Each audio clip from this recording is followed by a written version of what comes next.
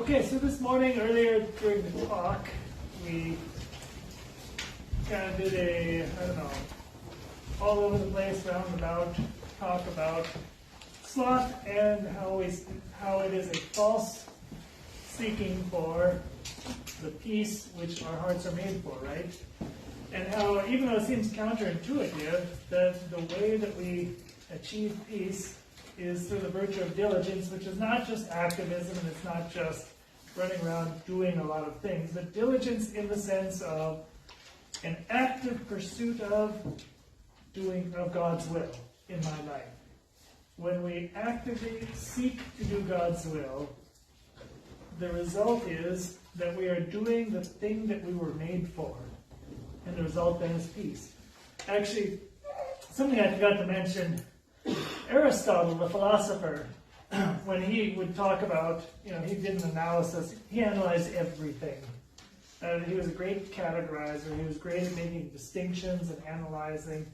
And you picture the guy, I don't remember when he was, like at least 500 years before Jesus, I think, or at least a couple hundred years before Jesus, and he was already able to make these analyses that even today, it's like, are amazing. As an aside, this has nothing to do with our talk, but just to show you how smart Aristotle was, he questioned, what is time? It's one of those things that we know what time is, but I bet anybody in this room would be very hard-pressed, even if I gave you a month, to come up with a decent definition of time. He came up with a definition of time that was so good, I'll tell you how good it was. Okay, for him, he came up with this definition, which doesn't sound too exciting. It is a comparison of movement according to a before and an after. So basically, it says time is a relationship. You have different things that are moving, don't necessarily have to be physical things, but movement in the sense that there's change.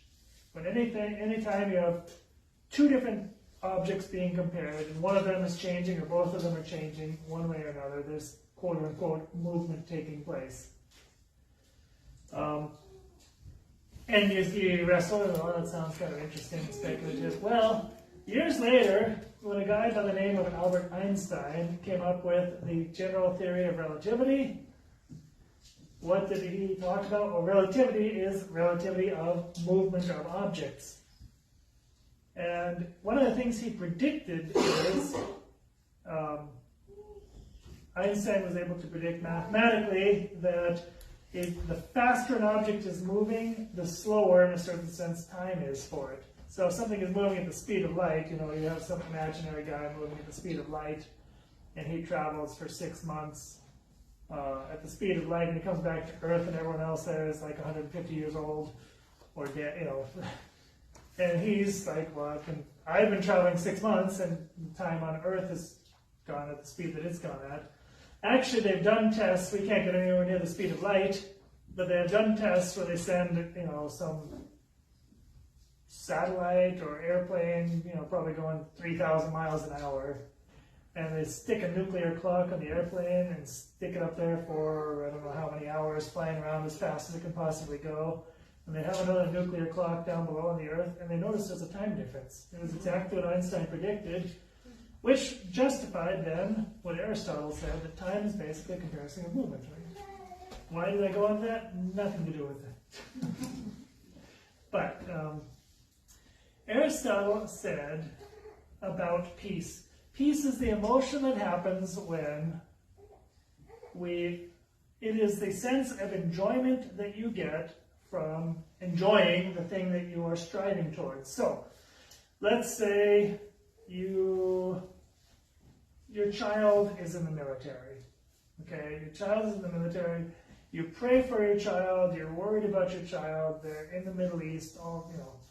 And every day, when your child first comes home, there's a sense of excitement and enthusiasm, and hugs and tears and all of that stuff. That's not peace, although they're related. But then your child is living at home and just simply being able to be with them. There's a sense of peace that comes. It is a sense of enjoyment of the thing towards which you were aspiring. Okay? The one thing that we are made for in this life ultimately is God. Therefore, we are made for peace because we are made for God. And the vice of sloth, which is just avoiding conflict, avoiding things that could take away from our peace, it's a sense of medicating ourselves, but without resolving the underlying issues. You're just being passive. You're not taking away whatever was removing your enjoyment of God's will. You're just simply ignoring it and hoping it goes away, and it never will. So in the Bible I want to use for this morning's meditation, and the way this works is we have the Blessed Sacrament exposed, our Lord is here. I will talk, I'll try to stop talking so much. I'm going to leave you guys here, and you'll have some time for silent adoration. And hopefully something I said today will be useful to you. If not, then you can talk to Jesus about whatever you want to talk about. It's your prayer, not mine. But we'll have some time for silent adoration. The idea is this should be a meditation as opposed to just a talk. Meditation is when you take the points to prayer. The first Bible story I would like to use is kind of a funny one. How many of you have ever really taken time to pray on the book of Jonah? The guy swallowed by the whale. It's like, we love Jonah when we're little kids, right? Because like, that's so cool. He got swallowed by a fish for 3 days and then back out.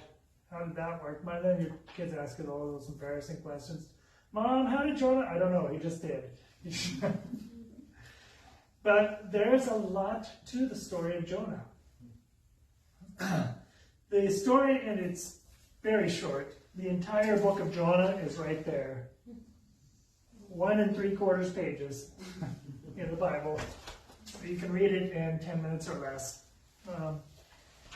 The word of the Lord came to Jonah, the son of Amittai, saying, "Arise, go to Nineveh, the great city, cry against it, for their weakness has come before me." Now, where was Nineveh? Nineveh was the capital of Assyria, which was one of the 3 countries that basically beat up Israel. After the fall of the Israelites to the Babylonians, then came the Assyrians, and then later on came the Greeks and whatnot. But it's one of these kingdoms in the Middle East. And Assyria was a really big, Nineveh was a really big city. It actually says later on that it took 3 days to walk across it. I mean, I don't think it was Chicago, but it's big. But Jonah rose to flee to Tarshish from the presence of the Lord. So Jonah hears God talking to him. He's a prophet, so he would have received a prophetic call. But the same thing can apply to us. How many times is our conscience bugging us? I want you to go visit your aunt who is sick in the hospital and is lonely. And you're like, she smells bad, and I've got all these things going on, and you don't do it, and you don't do it, and you put it off. And Okay, Jonah receives a mission which was objectively really difficult. Imagine, he's from a country that has been smashed almost into non-existence. And he says, go to the capital of your persecutors and preach against them in their own capital. And preach against them. You know, imagine, I don't know, being in Belgium during World War II, and God tells some guy in Belgium, after they've been overrun by the Nazis, go into Berlin, a very big city, and just start walking down the streets and preaching against them and saying, God is going to destroy Berlin in 40 days. And see how far you get. Okay? It's kind of what the mission that Jonah gets. So understandably, he's like, no way. So it says he flees from the presence of God to Tarshish. Now, where was Tarshish? You know, we tend to think, again, it was like the neighboring country, it was by Lebanon or something. Tarshish is the Straits of Gibraltar. So poor Jonah. It says, God says go east. So he goes as far west as he possibly could. The Straits of Gibraltar were considered the end of the world. They didn't know, it's the Atlantic Ocean. What the heck is beyond that? Nobody knew. It's like maybe somebody had gone down to Africa or England, I don't know. But later on, the Roman Empire would do those things. But basically, go to the end of the world as far as you possibly can from God, the opposite direction as fast as you can.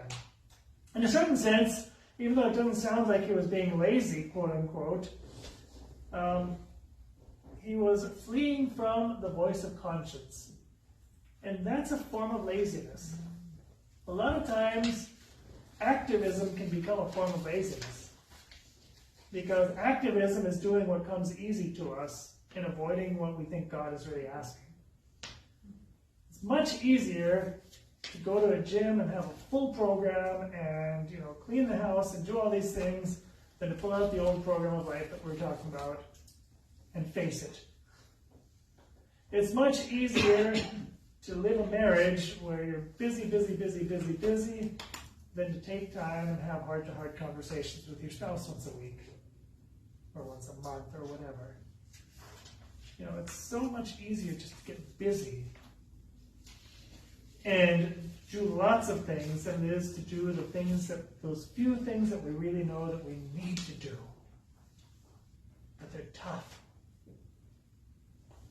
And that's really what Jonah's doing. So he gets on a boat going to Tarshish, pays the fare, and without going through the whole story, we know the minute the boat gets out into the water, it doesn't get very far, and a storm hits it, and the sailors are doing everything they possibly can. They're throwing everything overboard, and still the boat's on the point of sinking.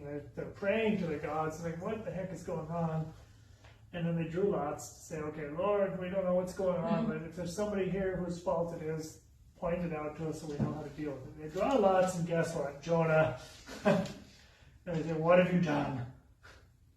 And he tells them. He's actually amazingly forthright. He says, I'm running from God. And they're like, oh, how'd you get us into this? That's fine if you want to run from God, run into the desert. You don't need to get on my boat and kill all of us. So they said, what do? He says, throw me into the water, it'll get calm. They don't want to do it, eventually they do it. The water gets calm.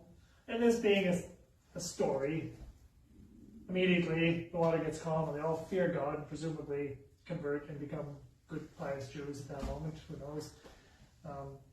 And Jonah gets swallowed by the fish. Now when Jonah is in the fish, you can imagine what a state of misery. And this also happens to us if we really want to run away from God, because the words it says,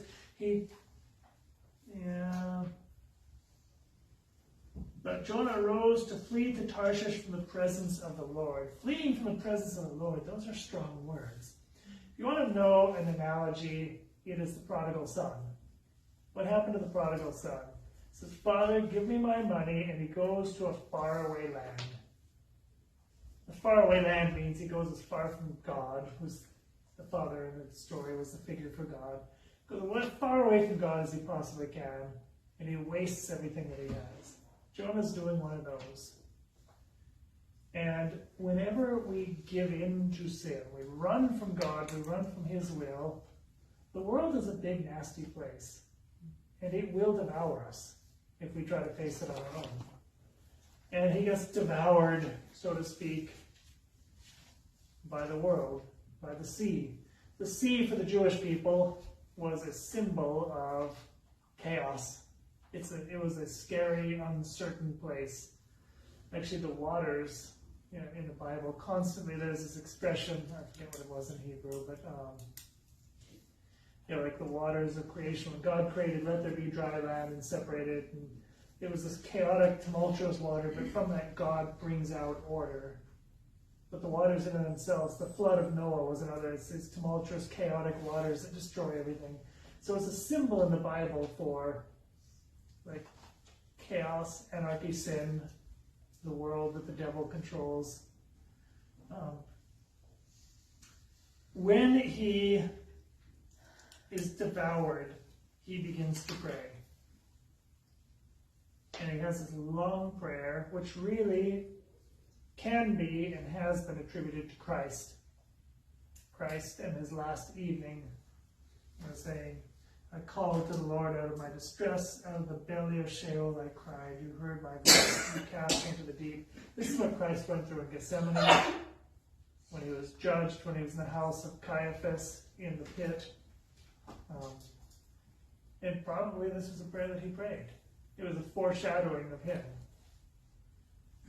And when Jonah prays and begins to align himself with God's will, and he realizes, I am totally miserable on my own, trying to do things by my terms, I am absolutely miserable. And I'm at the point of death. And he begins to pray, and God, after 3 days, spits him up. Guess where? Well, close enough to the shores of Nineveh that I don't know where Nineveh was. I guess it's inland because he's supposed to go east to it. But spits him up at a place where he can go to Nineveh. And then he preaches to Nineveh. The rest I'm not going to get into too much because I don't think it applies to this morning's meditation. He preaches to Nineveh and immediately converts miraculously. He decides, I'm going to do God's will, even though it's a suicide mission. And he discovers it's not a suicide mission at all. They actually listened. Well, would that there were ever a case when we would go into downtown, like when we do missions in Manhattan, and we just start preaching on the street corners, and the entire city converts and gives up all their evil crimes. And the mayor of New York puts on a hair shirt and sits in sackcloth and ashes and says, Lord, forgive us because we've sinned, and they'll go to confession. But that's kind of what happened. That doesn't happen on our missions, but there are a lot of very cool individual confessions. When you're a priest, you guys on the street, when you're doing missions, you don't think you're doing anything. Then I'm a priest, and it's like, so how'd you get here? Well, I don't know. It's been 35 years with that blonde girl over there. Just brought me over, and I figured, why not? So here I am. And she one after another of those, you realize God's doing something.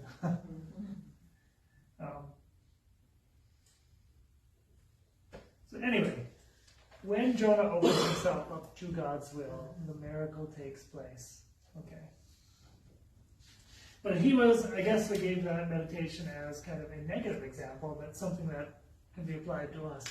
What does it look like then to encounter peace, or what is the pathway to really seeking peace? I'm going to recommend Matthew chapter 5, the very beginning, which is the Beatitudes. The Beatitudes are absolutely counterintuitive for a person who's looking for peace. How many people, when you wake up in the morning, think, okay, you know what, Lord, just don't let this be a bad day, and, so what I'm really looking for is poverty. Please give me some mourning, make me meek, make me hunger and thirst. Merciful's not so bad, make me pure, a peacemaker, allow me to be persecuted and reviled for you, and insulted because of your name, because I know that's going to bring me peace. How many of us wake up and say, this is my criteria for the day? People are in need, I'm going to be merciful. People are in need, I'm going to reach out. People insult me, and I think, bring it. What a great plan. Now, that's precisely what Christ says. Christ in the Beatitudes is saying to us, if you want to be perfect, if you want to basically be my sons and my daughters, if you want to have a heart like mine, which is the only way we're going to find peace, he says this is the program. To be poor. For blessed are the poor in spirit, for theirs is the kingdom of heaven. Now, is material poverty in and of itself a good thing? No. Money in and of itself is a good thing. Otherwise, if you gave money to the poor, you would be doing them a disservice. It's like, if money was like poison, it's like, okay, I don't want this, I'm going to give it to the poor people. So it's like, thanks. No, obviously money in and of itself is a good thing. It allows you to affect good. That's why I'm always asking you for it. It allows your legionary priests to do stuff. Frankly, why is our house looking nice right now? Even just a couple of years ago, it didn't look as nice as it does now, but we decided, you know what? We need a place that we can do retreats and stuff. and we have the house that's much bigger than we need with our current legionary community, why don't we just fix up our own house and then do retreats for starters, you know? But if you guys don't want to be doing your retreat in the Adams family residence, we needed money, so there it is. Now you've got, you know, it's looking pretty good, and there's more to come. So, but money is also a dangerous thing, and it becomes very easily it becomes a goal. If it's a means and an instrument, great. If we're detached from it, great. If you have it, fine, and if you don't have it, that's also fine. But when it becomes an end, it very quickly becomes a god, and that god is called mammon. And probably everyone in this room, to a certain extent, worships mammon. Okay? Blessed are those who mourn, for they shall be comforted. Why is mourning blessed? Nobody wants to mourn. First of all, mourning involves somebody who was lost. Somebody's either hurt or probably dead. Why is that a good thing? Well, mourning means that you have a heart that is open. You are not thinking of yourself when you mourn. You are looking, you are loving. It's a form of compassion to others. And that is a sign of blessedness. And and Jesus himself mourned. Even people that he knew were going to go to heaven. Or even people that he knew he was going to raise from the dead, like Zacchaeus. The sister of Mary and Lazarus, rather. The brother of Martha and Mary. He knew perfectly well what he was going to do, and nonetheless he mourned. His heart, humanly speaking, was moved by the suffering around him, by the frustration that death brings, because death wasn't even supposed to be part of the plan. Blessed are the meek, for they will inherit the earth. Some people, meekness does not mean being timid. Some people are timid by nature. There's no merit to that. That just means that you're timid. To be meek, again, think of Jesus. Was Jesus timid? No. Jesus told scribes and Pharisees to their face, brood of vipers, you know, well, actually it was John the Baptist, but he said things just as bad. He says, woe to you, scribes and Pharisees, you know, you close the mysteries of the kingdom to others, you don't get in yourselves, you prevent others, and, you know, tells these cities that he was working his miracles in. It would be better to live in Sodom and Gomorrah than what's coming for you. It's like, oh my gosh. So he's clearly not trying to win a popularity prize. Was Jesus meek? Yes. How did he deal? How did he react when he was being spit upon? You know, crowned and all of those things. Did he ever make it about himself? You can insult Jesus all you wanted. And he never really reacted to that. Even though he made it clear that he is the center of life and history. Kind of weird. Blessed are those who hunger and thirst for righteousness, for they will be satisfied. Okay, this is a big one in a culture like ours today. Right now, everything that you and I grew up hearing that was right is being called into question and called wrong. For example, being married to somebody of the opposite sex and having children by them, you know, that's, I don't know, capitalistic, or that's oppression, or I don't know what, but it's, you know, ordinary things, like working hard and expecting that you'll actually be rewarded for working hard, as opposed to, you know, that's just because you're privileged or whatever. We live in a society that right now seems to be careening absolutely against every form of righteousness, if you want, of justice. And people who stand up to it, you could get run over. Essentially, he's saying, you know, blessed are you who hunger and thirst for righteousness and are willing to get run over, if need be, if that's what it takes to bring about justice. Blessed are the merciful, they shall obtain mercy. Again, mercy means looking on the needs of others with eyes of love. When a very simple definition of mercy would be, when love encounters misery, the result is mercy. Love confronting misery is mercy. So, And that's why God is so merciful, because all of us are miserable one way or another. And God is love itself. Blessed are the pure in heart, for they shall see God. That's a popular virtue of today's society, so I don't even need to go there. Everyone loves purity in our world, so. Blessed are the peacemakers, they shall be called sons of God. Blessed are you when you're persecuted for righteousness' sake, etc. Rejoice and be glad, your reward is great in heaven, for so men persecuted the prophets who were before you. Christ ultimately is saying, why are the Beatitudes a path to blessedness, which is all that the word beatitude means. It means blessedness. The Beatitudes are a path to blessedness because it says, blessed are you when you no longer rely on all the things that we normally rely on, humanly speaking, for our security, but you place your security in God no matter what. When we are capable of doing that, making God the center, then He will be able to bless us. When we try to make anything else at all that isn't God our ultimate source of security in life, sooner or later that thing will fail us. A reading from the Holy Gospel according to Luke. Glory to you, Lord. Jesus said to his disciples, I tell you, everyone who acknowledges me before others, the Son of Man will acknowledge before the angels of God. But whoever denies me before others will be denied before the angels of God. Everyone who speaks a word against the Son of Man will be forgiven, but the one who blasphemes against the Holy Spirit will not be forgiven. When they take you before synagogues and before rulers and authorities, do not worry about how or what your defense will be, or about what you are to say. For the Holy Spirit will teach you at that moment what you should say. The Gospel of the Lord. Praise to you, Lord Jesus Christ. Seated. Cordial invitation. I don't know if it's just because I'm wearing about 25 layers, but if anyone feels like cracking a window, you may feel free to do so.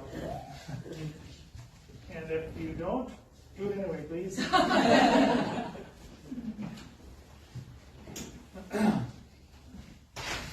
So, this morning we looked at kind of that paradox of, I'll feel that fresh finger.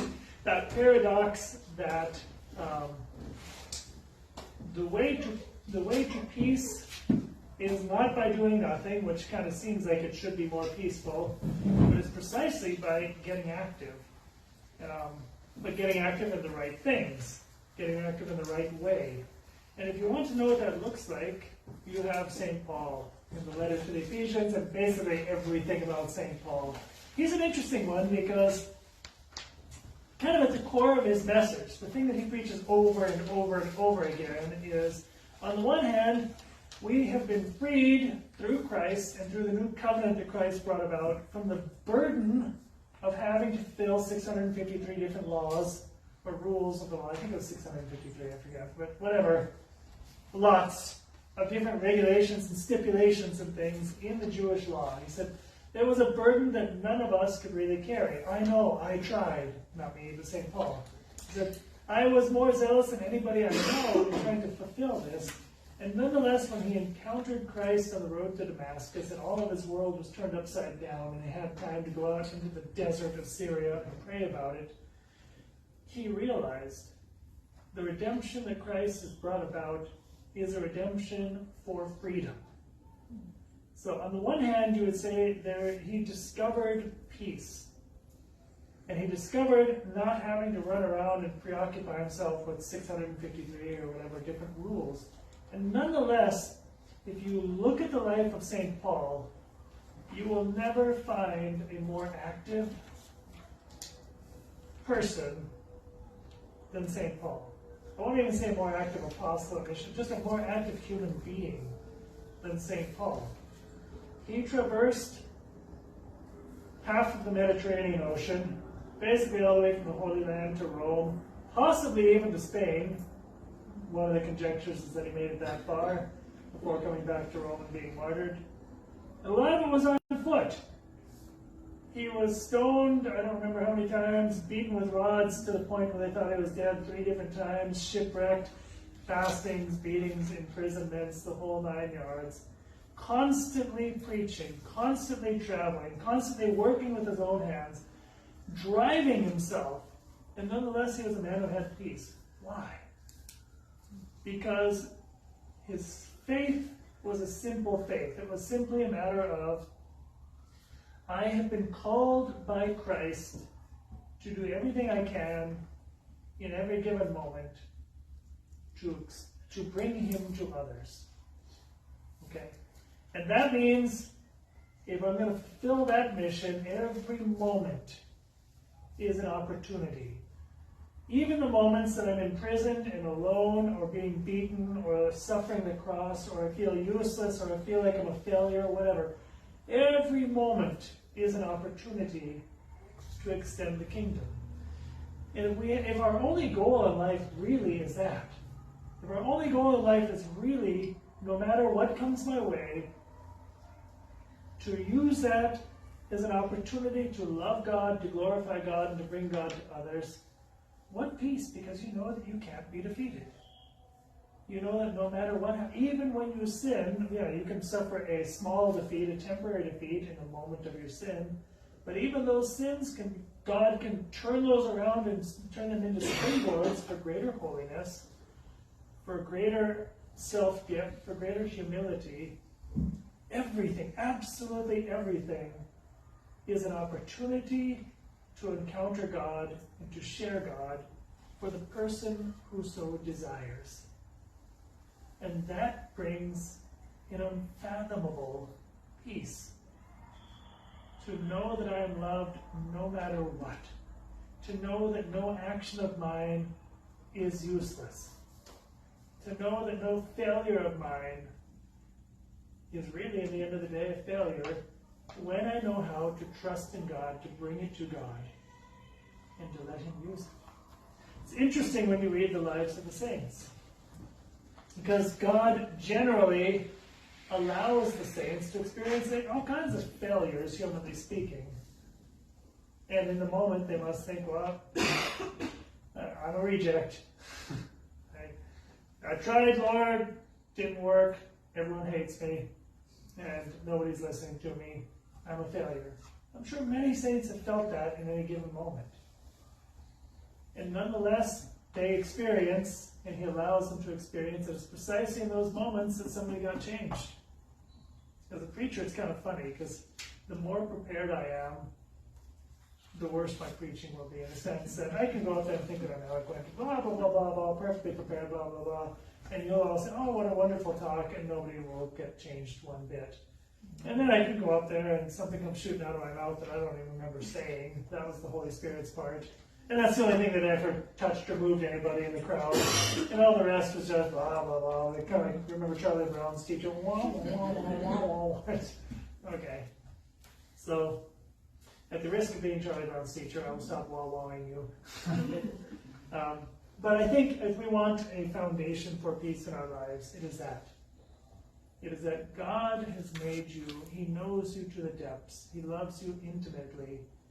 There is absolutely nothing that he doesn't know about you, nothing that he cannot use to bring you closer to himself. And when we choose to become his instruments, there's nothing in your life that he can't use to work through you to reach other people.